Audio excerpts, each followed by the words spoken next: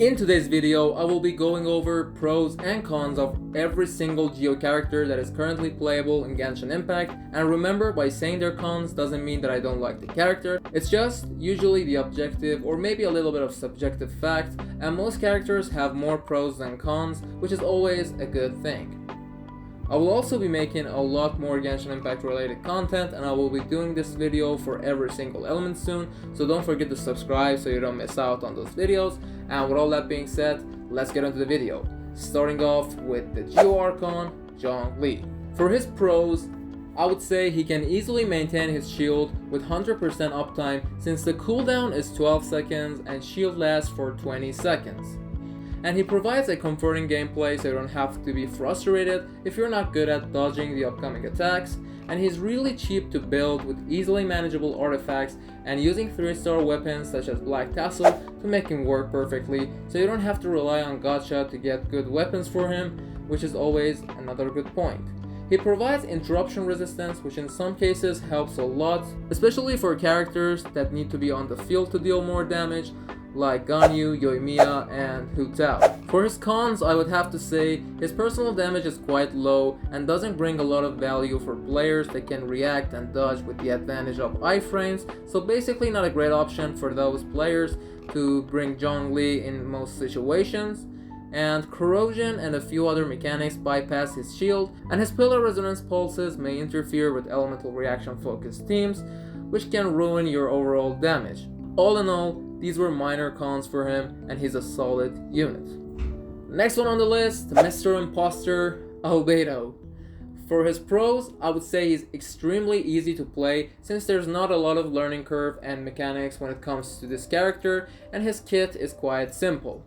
Same as Zhongli, he has good free-to-play friendly options, such as Harbinger of Dawn, which is a 3-star weapon, and since his GEO application is slow, he isn't likely to interfere with your elemental reaction focused teams, and he provides elemental mastery buff for your team with his elemental burst.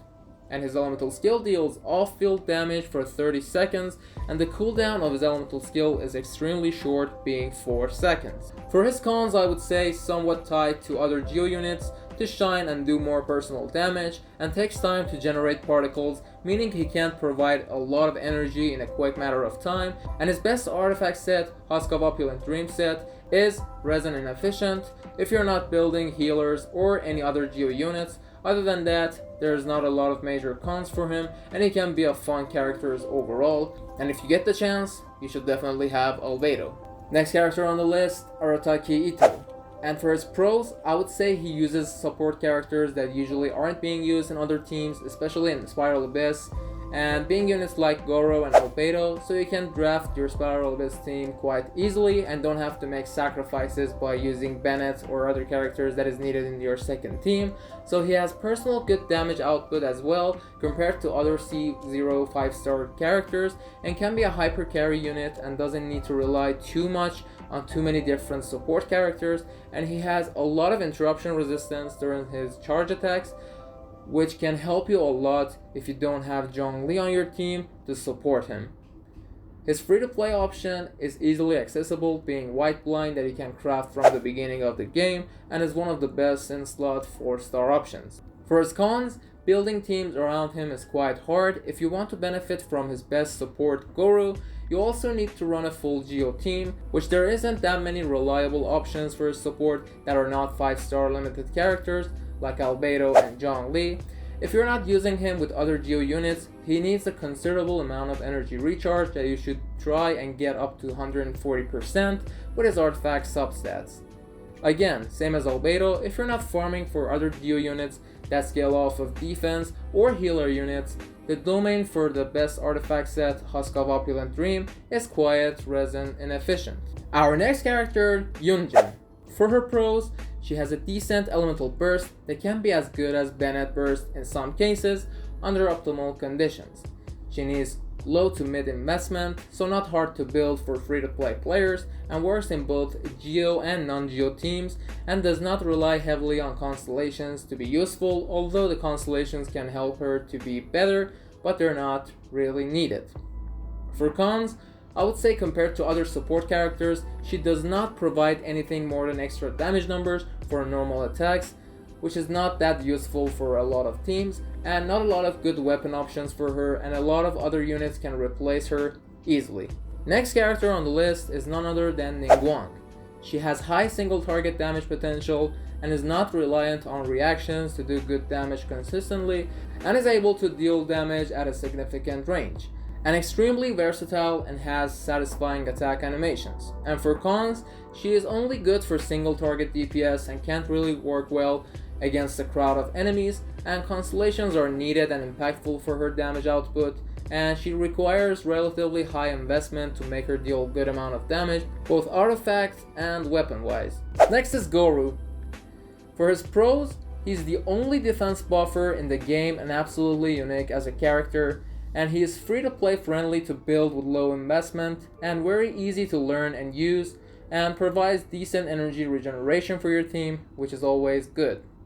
For his cons, defense buffing is highly niche, meaning that there aren't a lot of characters that can benefit from this ability, and has really low personal damage output, so not gonna be useful at all by himself, and a good portion of his buff is locked behind his Constellation 6, which means that he is heavily Constellation reliant. For our next character we have Noelle.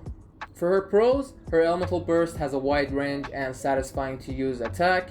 She is free to play friendly and you're guaranteed to have her from the starter banner, and can use White Blind same as Itto, which is a craftable free to play weapon from the beginning of the game, and her burst remains active even if you swap to a different character and switch back to her. She provides shield and team-wide healing, which can be really useful in a lot of situations. For her cons, I would say considerably reliable on her constellations to do good damage, and two of her best teammates, Albedo and Zhongli, are limited time 5-star characters and cannot use reaction to increase her damage. Once again, as every defense scaling character, her best artifact set is Husk of Opulent Dream. The domain is not resin efficient if you're not planning on building more GEO units that scale off of defense, or maybe even healers. And last but not least, the GEO variation of Traveler. For pros, high damage multiplier on burst and skill, doesn't need a lot of energy recharge, and the Elemental Burst creates GEO constructs that can resonate with Zhongli's Pillar, while not counting towards the 3 simultaneously active GEO construct limits of the game. For cons, GEO constructs can rather be harmful for elemental reactions, especially in elemental reaction focused teams, so be aware of that when using it, and reliance on GEO resonance to reach the maximum potential can be another downside, and the Elemental Burst and skill pushes enemies away, causing loss to overall DPS of your team, and placing the elemental skill ability can be tricky to get the most use out of it. And with that, we covered the pros and cons of every GEO character that is currently released in Genshin Impact. Let me know down below in the comments if you like this type of video, and are you interested to see a video like this for each element? And consider subscribing for a pros and cons video on every single element soon, and a lot more content in the upcoming days. With all that being said, have a good day or night, and peace.